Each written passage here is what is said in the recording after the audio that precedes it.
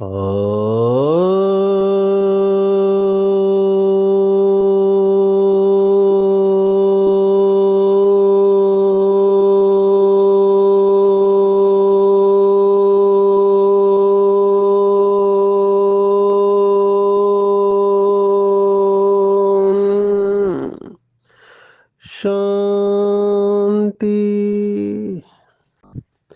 आज 18 नवंबर 2024 भारत में सोमवार है। Today is 18th November 2024 and it's Monday in Bharat. आज की मुरली का जादुई रहस्य स्वयं को प्रेरणा देने के लिए magical secrets of today's Murli for motivating the self। आज की साकार मुरली में शिव बाबा अविनाशी वैद्य बनकर आया हुआ है। बाबा का भक्ति मार्ग में टाइटल है वैद्यनाथ। जो ज्योतिर्लिंग है उसमें एक है वैद्यनाथ या अविनाशी सर्जन जिसको कहते हैं। वो रूह का डॉक्टर है, आत्मा का डॉक्टर है, सोल का डॉक्टर। और बाबा सीक्रेट्स हमको बता रहा है, बीमारी के सीक्रेट्स जो एक अच्छे डॉक्टर को पता होते हैं। इस समय 3 पैथीज है, एलोपैथी, आयुर्वेदा और होम्योपैथी। आयुर्वेदा वाले या होम्योपैथी वालों को ये पता होता है कि दवाई वो जो देते हैं उन तीनों का अप्रोच अलग अलग है। एलोपैथी का अप्रोच अलग है, बीमारी को दबाना चाहिए या उसको जड़ से खत्म करना है। तो जड़ से खत्म करने के ऊपर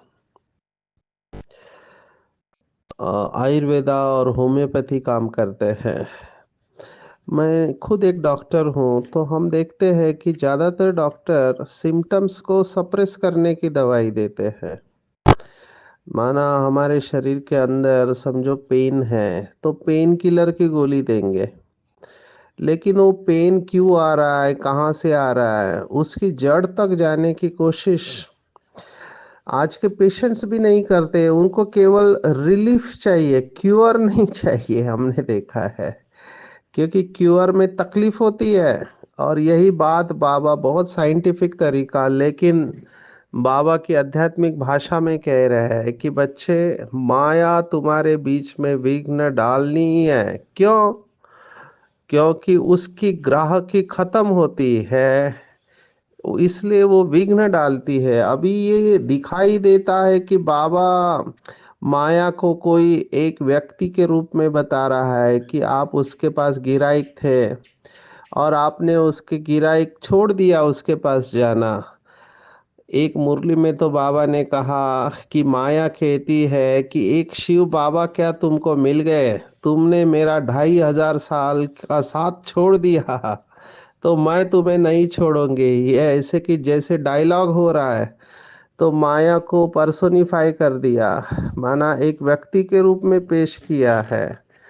लेकिन इसकी जड़ में आप जाएंगे, इसका साइकोलॉजी मनोविज्ञान देखेंगे, तो जो भी हमारी आदतें हैं या जिसे बाबा ने कहा संस्कार है, वो आदतों में कुछ ना कुछ, हम अंग्रेजी में कहते हैं साइकोलॉजिकल पे ऑफ्स होते हैं, माना प्राप्ति होती है और उसमें सुख है।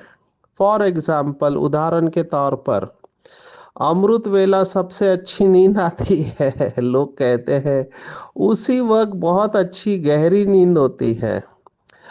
महाराष्ट्र में कहते हैं साखर झोप, उस समय बहुत मीठी नींद आती है और उसी समय हमको उठ के साधना करनी है। तो माया टेम्पटेशन देती है, अमृत वेला सुलाने की कोशिश करती है, तो वो नींद में सुख है। इसलिए बहुत लोगों से अमृत वेला होता नहीं है। कई बाबा के बच्चे मुझे कहते हैं हम स्ट्रगल कर रहे हैं, बहुत सालों से ज्ञान में है, लेकिन अमृत वेला के लिए हमको स्ट्रगल आज भी है। हम उठ जाते हैं क्योंकि हमने मुरलियों में सुना हुआ है कि अमृत वेला सबसे जास्ती कमाई का समय होता है पूरे दिन में, और बाबा उस समय भोले भंडारी के रूप में होता है। अमृत वेला जो आप अवस्था बनाएंगे उसका असर पूरे दिन भर रहता है। अमृत वेले का पहला थॉट, पहला विचार आपका पूरे आपकी दिन की फाउंडेशन है। तो ये महत्व हमको पता है और हमने कई बार मुरलियों में सुना है, लेकिन फिर भी उसके बावजूद भी, महत्व पता होने के बावजूद भी हमारी नींद पूरी नहीं होती है या हम झुटका खाते हैं। तो जब भगवान बख्शिश देने को तैयार है, जन्म जन्मांतर के भक्ति का बख्शिश अमृत वेला है। और भक्ति मार्ग में भी इसका महत्व है। भक्ति मार्ग में कहते हैं राम सिमर प्रभात मोरे मन, राम सिमर, क्योंकि सुबह का समय सतो प्रधान होता है, बहुत अच्छी याद रहती है परमात्मा की। लेकिन उसी समय माया से प्राप्ति हो रही है, माया गुंगारा देती है और माया व्यर्थ संकल्प उत्पन्न करती है। तुम बहुत थके हुए हो, तुम्हें आराम की जरूरत है, अगर तुम नहीं सोए तो तुम बीमार पड़ जाओगे, वगैरह वगैरह बहुत सारे व्यर्थ संकल्प माया उत्पन्न करती है। और ये माया का वार है। इसी को बाबा कह रहा है कि वो अपनी ग्राहक की छोड़ेगी नहीं। तो ये एक एग्जाम्पल दिया। ऐसे ही बाकी सभी के विकार है। जैसे कई लोग मुझे कहते हैं कि अगर हम गुस्सा नहीं करेंगे तो लोग काम नहीं करेंगे। जब तक मैं गुस्सा नहीं करता हूं तब तक लोग काम नहीं करते, बच्चे पढ़ाई नहीं करते हैं। तो गुस्से को भी उन्होंने अपना शस्त्र बना लिया है। अब ये माया की भाषा है कि गुस्सा नहीं करेंगे तब तक काम नहीं करेंगे। जोर से तो बोलना ही पड़ता है, बच्चों को तो मारना ही पड़ता है, नहीं तो सुधरेंगे कैसे ये भी माया अपनी ग्राहक की छोड़ नहीं रही है। तो ऐसे ही सभी विकारों के बारे में जैसे दुनिया वाले कहते हैं। अभी मुझे किसने कहा, एक प्रश्न पूछा, वो कहते हैं बच्चे कितने अच्छे होते हैं, पवित्र होते हैं। तो बच्चे अच्छे हैं तो अ, जिस विधि से बच्चे पैदा होते हैं वो विधि खराब कैसे हो सकती है। माना काम विकार भी अच्छा है, क्योंकि उसके द्वारा ही तो बच्चे पैदा होते हैं, तो काम विकार गलत कैसे हो सकता है अभी ये दुनिया वालों का डिफेंस मैकेनिज्म है। यहाँ तक के साइकोलॉजिस्ट ने कह डाला है अभी, इसको फ्राइडियन मेंटालिटी कहते हैं। सिगमंड फ्रॉयड नाम का व्यक्ति, जिसको मनोविज्ञान का पिता कहा गया है, साइको एनालिटिक विश्लेषण का थ्योरी जिसने दिया, उसने तो कहा अगर आप विकार में नहीं गए तो आपको मानसिक बीमारी होगी, क्योंकि आप कॉन्फ्लिक्ट में जिएंगे, आप खुश नहीं रह सकते हैं। और आजकल तो वीडियो भी ऐसे वायरल हो रहे हैं कि विकार में जाने से फायदे कितने होते हैं उसका लिस्ट बता रहे हैं। माना ये न के न प्रकरे न, हम कहते बस विकार में जाते रहो और इसका सुख लेते रहो। हम डॉक्टर्स को भी एलोपैथी में ये बताया जाता है। कुछ अभी दवाइयाँ होती है जैसे ब्लड प्रेशर की गोलियां कुछ है जो लेने के बाद काम विकार की भावना कम हो जाती है। तो हमको ये सिखाया जाता है कि ये दवाइयाँ यंग कपल को नहीं देनी चाहिए, नहीं तो उनका काम विकार कम हो जाएगा और उनकी क्वालिटी ऑफ लाइफ अफेक्ट हो जाएगी। माना अगर आप काम विकार में नहीं जाते तो आपकी क्वालिटी ऑफ लाइफ नहीं है। ये देखो माया कैसे कैसे संकल्प इस समय लोगों के दिमाग में डाल रहे हैं। तो ये माया की अपोजिशन है। एक भाई मुझे मिला, अभी वो घर गृहस्थ में अच्छे चल रहे हैं, बीमार पड़ गए, डॉक्टर के पास गए तो डॉक्टर ने कहा तुम पवित्र रहते हो इसलिए तुम बीमार हो हमको प्रकृति ने, भगवान ने वीर्य दिया किस लिए है, उसको आप यूज ही नहीं कर रहे तो आप बीमार रहोगे। तो वो डर गया, ड्रामा प्लान अनुसार उनके घर में मेरा लेक्चर था, तो उन्होंने अकेले में पूछा कि मैं क्या करूं, डॉक्टर ने ऐसे कहा है। तो मुझे बहुत हंसने को आया। मैंने उस आत्मा को एक ही प्रश्न पूछा, इसका मतलब जितने भी लोग ब्रह्मचर्य का पालन कर रहे हैं वो सब बीमार होने चाहिए, लेकिन ऐसा है नहीं। तो ये माया की अपोजिशन है। माया कंपटीशन करती है भगवान के साथ में। एक तरफ रावण का वर्षा है, एक तरफ शिव बाबा का वर्षा है।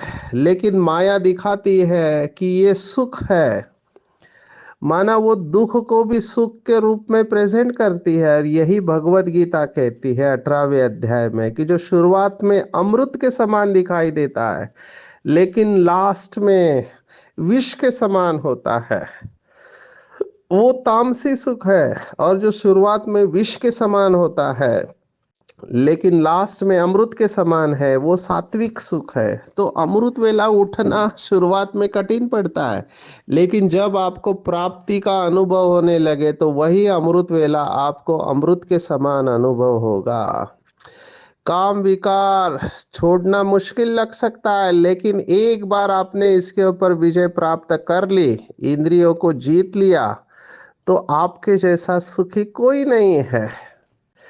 तो आप देखना, ये माया अपोजिशन करेगी क्योंकि आपको सुख के जोन से वो बाहर निकाल रही है। माना जब हम कोई भी साधना करते हैं, जैसे मॉर्निंग में एक्सरसाइज करने की बात लो, शुरुआत में आपको आलस्य आएगा, जाने दो क्यों एक्सरसाइज करने का, जबकि एक्सरसाइज करना इंपॉर्टेंट है। लेकिन एक बार आपने थोड़ा हिम्मत किया, 5 मिनट चलना चालू किया, तो वही आपको इनिशियल इनर्शिया हम कहते हैं, उसको ओवरकम करने में मदद करेगा।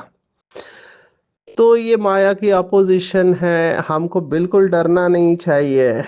माया ऐसे ऐसे संकल्प लाएंगी, बाबा ने तो यहाँ तक कहा है बूढ़ों को भी माया नहीं छोड़ेगी। संत कबीर कहते हैं, आप बड़े बूढ़े तृष्णा भई जवान। एक आत्मा ने मुझे प्रश्न पूछ ही डाला। वो कहता है, मैं इतने सालों से साधना कर रहा हूँ, बाबा के पास आने के पहले भी मैंने साधना की थी, अभी भी साधना कर रहा हूँ, तो ये ऐसे विचार आते क्यों है? अभी वो रिटायरमेंट की एज के पास है। तो मैंने उनको समझाया, जो आज बाबा ने कहा कि अविनाशी वैद्य तुम्हें दवा देता है तो माया की बीमारी उथलती है, इसलिए विघ्नों से डरना नहीं है। तो बिल्कुल डरना नहीं है, क्योंकि हम उल्टे जा रहे हैं। उल्टे माना, अगर आप विजुअलाइज करो, एक बोतल के अंदर टॉप पे जो हमारी मेमोरी है वो कलयुग की मेमोरी है, हम नीचे नीचे जा रहे हैं, माना अंदर गहराई में जितने जाएंगे तो सबसे पहले हमारी कलयुग की फाइल ही खुलेगी। कलयुग के बाद द्वापर युग की फाइल को, द्वापर के बाद त्रेता, और त्रेता के बाद सतयुग की फाइल है। तो जितना हम अंदर जाएंगे, अगर ये सब संकल्प आते हैं तो समझना चाहिए हमारा इलाज हो रहा है। तो मैंने उसको यही कहा कि ऑपरेशन हो रहा है, तो ऊपर बीमारी है, तो बीमारी आप जितना खोलते जाएंगे अंदर आपको बीमारी मिलेगी, वो बीमारी जड़ से निकल रही है। उसके बाद आपके त्रेता और सतयुग के संस्कार जागृत हो जाएंगे। इसलिए बिल्कुल डरना नहीं है। अगर समझो ऐसे माया की बीमारी उथलती है तो बिल्कुल डरना नहीं है, आपका इलाज ट्रीटमेंट हो रहा है। और बाबा ने इसके लिए महामंत्र दिया हुआ है। आज ये बात भी आई हुई है, राम नाम का दान। अभी भक्ति मार्ग में ये मंत्र का उच्चार करते हैं, राम राम राम राम बोलते हैं। बाबा ने हमको कहा है कि आपको ऐसे राम राम राम राम कहना नहीं है, क्योंकि वो इसको समझते हैं कि हम भगवान को याद करने का पुण्य काम करते हैं। कई सारी संस्थाएं हैं जिनको सतयुग त्रेता द्वापर कलयुग का नॉलेज है, वो कहते हैं कि कलयुग में हम कड़ी साधना कर नहीं पाएंगे क्योंकि आत्मा की बैटरी डिस्चार्ज होती है। तो वो कहते हैं सतयुग में आपने केवल भगवान का नाम लिया तो भी बहुत बड़ी बात हो जाएगी, क्योंकि नाम लेने की भी इच्छा नहीं होगी। तो वो फिर नाम का दान करते हैं। गुरु लोग मंत्र कान में बोलते हैं और फिर कहते हैं कि ये मंत्र किसी को नहीं सुनाना, ये तुम्हारे लिए ही है। और फिर भक्ति मार्ग में ये मंत्र बोलते रहते हैं, जो भी मंत्र आपको गुरु से मिला हुआ है, और कोई ना कोई मंत्र राम नाम जपते रहते हैं। इनको इतना बार तुमको रोज जपना है। देखो कितने बार जपते हैं, 1000 बार जपते हैं कई लोग तो। और इनको कहते हैं राम के नाम की माला जपना, और या इसको राम दान, राम नाम का दान भी कहते हैं।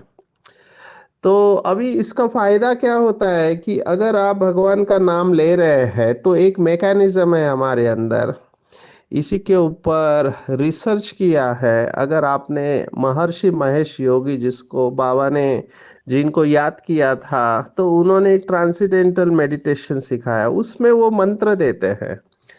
अभी कई लोगों को इससे फायदा हुआ, तो वहाँ के एक डॉक्टर थे जो काफी प्रसिद्ध हुए, डॉक्टर हर्बर्ट बेंसन। आप में से कई लोगों ने उनकी किताब पढ़ी होगी, रिलैक्सेशन रेस्पॉन्स, जो बेस्ट सेलर रही किताब। उन्होंने सोचा क्या ये मंत्र का फायदा है या और इसमें कुछ मैकेनिज्म है। तो इन्होंने बहुत अच्छा प्रयोग किया। उन्होंने लोगों को मंत्र के बजाय ऐसे शब्द दिले, जैसे कि 111 बोलना है, मंत्र नहीं बोलना है, 111 बोलो या 999, और फिर वही प्रोसीजर को फॉलो करो। तो उन्होंने देखा जो मंत्र बोलते हैं और जो 111 बोलते हैं, दोनों में समान फायदा दिखाई दिया। फिर उन्होंने कहा इट इज नॉट द मंत्रा, लेकिन वो जो पैसिव एटीट्यूड है, रिलैक्सेशन है, साक्षी भाव में जाते हैं, वो बहुत इंपॉर्टेंट है।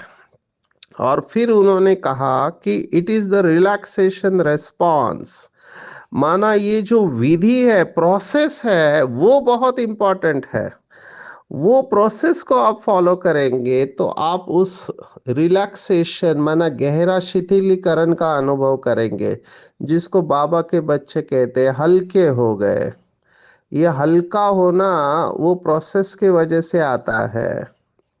हम जो ध्यान करते हैं वो ज्ञान सहित कर रहे हैं, हम कोई मैकेनिकल मंत्र नहीं जप रहे। हालांकि ये जो मंत्र थेरेपी वाले कहते हैं कि मंत्रों का उच्चारण एक विशिष्ट लय में, विधि में करना है। अभी एक आत्मा मुझे मिली, मैं असम में गया था। बचपन में उन्होंने 1 साल ये वेदों के मंत्रों का उच्चार सिखाया। उसमें हाथ एक पोजीशन में रखते हैं, ऊपर नीचे ऐसे करके उनको लय में सिखाते हैं कि मंत्र इसी तरह से उच्चारित करना चाहिए। ये लोग पूजा वगैरह करते हैं, तो उसका फायदा डेफिनेटली है, क्योंकि ये जो संस्कृत के शब्द है, इससे कुछ वाइब्रेशन निकलते हैं। मैंने जब ये भगवत गीता पढ़ना चालू किया तो मेरा उच्चार भी स्पष्ट नहीं था, लेकिन जैसे ही ये संस्कृत के शब्दों का पढ़ना और उच्चारण करना चालू किया तो देखा कि मेरी भाषा शुद्ध होते जा रही है, माना उच्चारण स्पष्ट होते जा रहा है, प्रोनाउंसिएशन स्पष्ट आते जा रहा है। तो ये सब फायदे हैं, मंत्रों में ये फायदे हैं। उसका एक तरंग होता है, जैसे फॉर एग्जाम्पल गायत्री मंत्र है। अभी गायत्री मंत्र में वो कहते हैं कि इसकी एनर्जी सबसे ज्यादा है, कि इससे जो ऊर्जा उत्पन्न होती है वो सभी मंत्रों में सबसे हाईएस्ट गायत्री मंत्र है। और ये ओम से चालू होता है, ओम में खत्म होता है, पर इसका भी उच्चारण करने की पद्धत है। आप केवल मैकेनिकली बोलना और विधि पूर्वक बोलना और अर्थ के साथ बोलना, इसका इफेक्ट आता है। तो ओम भूर्भुवः स्वः, तो वो एक एक शब्द है, उसका अर्थ है और उसकी बोलने की प्रक्रिया है, तो वो बेनिफिट देगा। लेकिन बाबा जो हमको कह रहा है कि बच्चे आपको अजपा जाप करना है। अभी जो मंत्रों का उच्चारण करने वाले भी अनुभव से कह रहे हैं कि हम सालों से मंत्र करते करते एक ऐसी अवस्था अभी आ गई है कि हमको कुछ नहीं करना है, वो मंत्र हमारे सबकॉन्शियस माइंड में ऑटोमेटिक चलता रहता है। और हम शरीर से डिटैच हो जाते हैं। ये उनका अनुभव मैंने सुना है। और वो शांत हो जाते हैं, माना वो कहीं तो गहराई में आत्मा को टच कर रहे हैं। क्योंकि आज की मुरली में बाबा ने कहा, आई एम आत्मा, आई एम साइलेंस। जब स्वधर्म शांति है तो शांति के लिए भटकते क्यों है? और ये अनुभव की बात है। मैं इसको शब्दों में रखने की कोशिश करता हूँ, लेकिन अनुभव को शब्दों में कहना बहुत मुश्किल है। अभी साइलेंस को शब्दों में कैसे कहूं कि ये साइलेंस है? वो तो अनुभव की बात है। तो ये जो बाबा ने आज कही है बात, ये परफेक्ट है। बाबा ने क्या कहा, राम राम जपते रहेंगे तो झगड़ा आदि कोई करेंगे नहीं, बिजी रहेंगे। कोई कुछ कहेगा तो भी रिस्पॉन्स नहीं देंगे, लेकिन बहुत थोड़े ऐसा करते हैं। बाबा ये भी कह रहा है, अभी बाबा तो ऊपर से सबको देख रहा है, तो बाबा भक्तों का भी ध्यान रखता है। तो बाबा ने कहा, यहाँ फिर बाप समझाते हैं, राम राम कोई मुख से कहना नहीं है, यह तो अजपा जाप है, सिर्फ बाप को याद करते रहो। और बाप कहते, मैं कोई राम नहीं हूं, राम तो त्रेता का था, जिसकी राजाई थी, उनको जपना नहीं है। क्योंकि कई बाबा के बच्चे भोले भी होते हैं। वो त्रेता वाला राम अलग, ये तो निराकार राम है, जिसको शिव राम कहते हैं। कबीर ने, संत कबीर ने ये सब राम बताए। एक आत्मा राम है, एक ये त्रेता का राजा राम है, और एक शिव राम है, एक घट घट में राम है। ऐसे भक्ति मार्ग की मान्यता है। बाबा यही कह रहा है, बाबा कह रहा है, बच्चे राम राम कोई मुख से नहीं कहना है, सिर्फ अजपा जाप चलता रहे। अब ये अजपा जाप भी बहुत इंपॉर्टेंट है। माना ऐसा जाप जो बगैर जाप के चलता रहे, माना बाबा की याद अंदर बनी रहे। ये बहुत बहुत गहरी बात बाबा कह रहा है। एक बार आत्मा को आदत लग गई कि बाबा की याद में रहकर कर्म करने का, तो ये उसके बगैर रह नहीं सकती है। दादी जानकी ने देखो क्या कहा। दादी जानकी ने कहा, आप लोग कहते हो बाबा की याद रहती नहीं है, मैं कहती हूँ भूलना मुश्किल है। देखो कितना फर्क है। एक तरफ कहते हैं बाबा की याद रहती नहीं है, और दादी कहती है भूलना मुश्किल है। जिससे इतनी जबरदस्त प्राप्ति हो रही है, उसको भूल कैसे सकते हैं? इसका मतलब मैकेनिकल याद है। जैसे कई बाबा के बच्चे मुझे कहते हैं, हमने आज 3 घंटा बाबा को याद किया। मैंने कहा 3 घंटा किया माने 21 घंटा आप याद में नहीं है। बाबा हमेशा चलते फिरते, उठते बैठते, खाते पीते, जागते सोते, निरंतर याद की बात कहता है।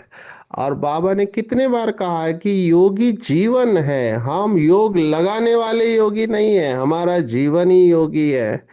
तो योग है मतलब निरंतर याद है। तो इसके ऊपर चिंतन करेंगे कि क्या मेरा अजपा जाप चल रहा है, जिसको भक्ति मार्ग में कहा श्वासोश्वास याद रहनी चाहिए। अगर कलयुग के भक्त भी इतने स्मृति स्वरूप है कि वो, उनके अंदर अजपा जाप, उनके इष्ट देव की याद रहती है, रखते हैं, भले थोड़े हैं, तो हम बाबा के बच्चे जिनको स्वयं भगवान मिला है, वो बाबा को कैसे भूल सकते हैं? अगर भूलते हैं, इसका मतलब स्पष्ट है कि एक तरफ है माया से प्राप्ति, और एक तरफ है शिव बाबा से प्राप्ति।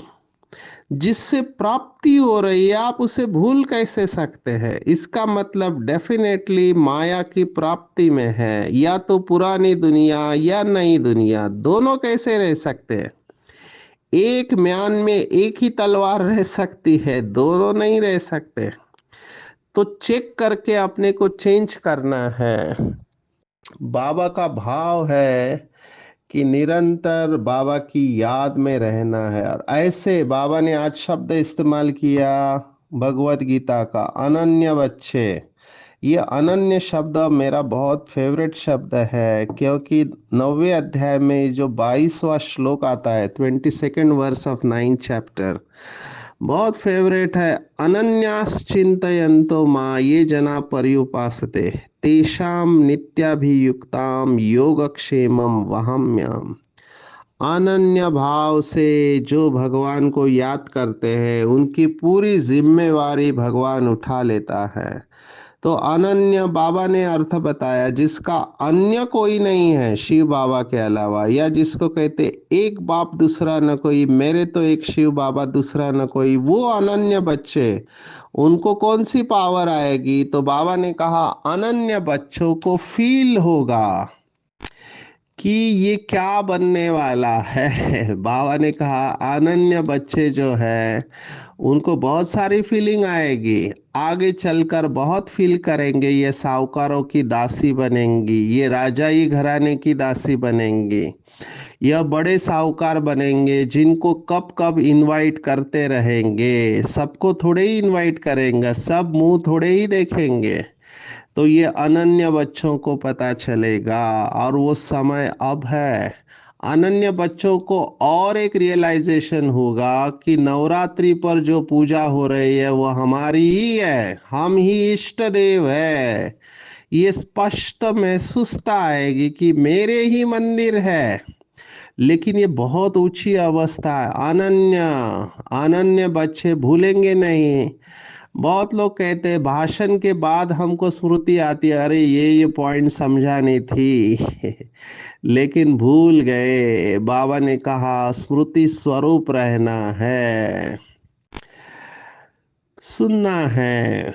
कुछ सुनेंगे तो फिर देवता बन जाते हैं। ऐसे भी होता है जो अपवित्र आकर यहाँ बैठते हैं, कुछ सुनेंगे तो फिर देवता बन जाएंगे, फिर भी कुछ सुनेंगे तो असर तो पड़ेगा। कई लोगों को पूछा कि तुम क्यों आते हो जब श्रीमत पर नहीं चलेंगे? बोले कहाँ जाए, एक ही दुकान है। बात भी बिल्कुल ठीक है। रोज सेंटर पर आएंगे, मुरली सुनेंगे, बाबा की मुरली से और योग से प्रेरणा मिलेंगी परिवर्तन होने की। इसलिए हिम्मत नहीं हारना है। हर्षित मुख शब्द आज बहुत बार आया है, लेकिन सदा एक रस और हर्षित मुख रहने के लिए, जैसे बाबा ने कुछ दिन पहले बताया था, तीनों रूपों में याद करना है। बाप के रूप में वर्षा, टीचर के रूप में पढ़ाई, और सदगुरु के रूप में वरदान। खुशी के संस्कार यहाँ भरने हैं। जब यहाँ संस्कार भरेंगे तो हम सतयुग में वो संस्कार को ऑटोमेटिकली यूज करेंगे। विशेष आज का वरदान है। बाबा कंसिस्टेंटली सेम बात कह रहा है कि कल भी ये बात आई थी, कोई इंसल्ट करे वो खाद बन जाता है। आज कहा कोई इंसल्ट करे, घृणा करे, तो भी उसके प्रति प्यार व कल्याण की भावना उत्पन्न हो। इसे ही फरिश्ता कहते हैं। फरिश्ता की कितनी सारी व्याख्या बाबा ने बताई। आज की व्याख्या, फरिश्ता अर्थात सर्व के प्यारे। फरिश्ता की बाकी व्याख्याएं भी देखेंगे। पुरानी दुनिया और पुराने देह से कोई रिश्ता नहीं है। फरिश्ते की बहुत सारी व्याख्या है। डबल लाइट, तो स्वप्न में भी किसी को फरिश्ता आता है तो कितना खुश होते हैं। हम तो चैतन्य में हैं, बेहद में रहने वाले हैं, और सर्व के प्यारे हो, कैसी भी आत्मा हो, लेकिन हमारी दृष्टि और हमारी भावना प्यार की हो, इसको कहते हैं फरिश्ता। कभी भी किसी के प्रति दूसरी भावना नहीं होनी चाहिए, व्यर्थ या निगेटिव, क्योंकि हमको पता है कि ये आत्मा परवश है, इसलिए इंसल्ट और घृणा कर रही है। तो परवश के ऊपर गुस्सा नहीं करते, परवश के ऊपर रहम आता है। बेचारी दुखी है, जिसके पास जो होगा वो देगा। दुखी दुख देता है, सुखी सुख देता है। मैं तो सुख का फरिश्ता हूँ, सुख करता दुख हरता बाप की संतान हूँ। तो हर एक को मर्यादा में रहते हुए दृष्टि वृत्ति इस भावना से ईश्वरीय प्यार का अनुभव कराना है सदा। ये जो ईश्वरीय प्राप्तियां है उससे संपन्न रहेंगे तो सदा हर्षित, सदा सुखी, खुश नसीब रहेंगे। तो ये आज की पूरी मुरली है। टेक होम पॉइंट आप मुझे कहो तो शिव बाबा अविनाशी वैद्य है, सर्जन है। हमको पहले से ही बता रहे हैं, बच्चे बीमारी बाहर आएगी, जितना योग करेंगे पुराने संस्कार बाहर आके खत्म हो जाएंगे। इसलिए हिम्मत नहीं हारना है, विघ्नों से डरना नहीं है। माया अपोजिशन करेंगी, क्योंकि कंफर्ट जोन से बाहर आएंगे तो तकलीफ होगी, तो पुराने संस्कार अपने तरफ खींचने की कोशिश करेंगी, क्योंकि माया का गिराइक जा रहा है। तो व्यर्थ संकल्प उत्पन्न करेंगी, आलस्य अलबेलापन लाएगी, विकारों का वार होगा। डरना नहीं है। बाबा जो दवाई दे रहा है, मन मना भाव, ये महामंत्र है, ये दवाई है। इसको लेना है, दवाई लेना है, बीमारी को दूर भगाना है। सदा एक रस और हर्षित मुख रखने के लिए तीनों रूप में याद करना है। बाप से वर्षा, टीचर से पढ़ाई, सदगुरु से वरदान, और सर्व के प्रति अपनी दृष्टि भावना प्यार की रखनी है। कोई कैसा भी हो, कितना भी इंसल्ट घृणा करे, प्यार की भावना रखनी है, और सदा प्राप्तियों से संपन्न रहना है। सदा हर्षित, सदा सुखी, खुश नसीब रहने वाले ही फरिश्ता है। अच्छा, ओम शांति।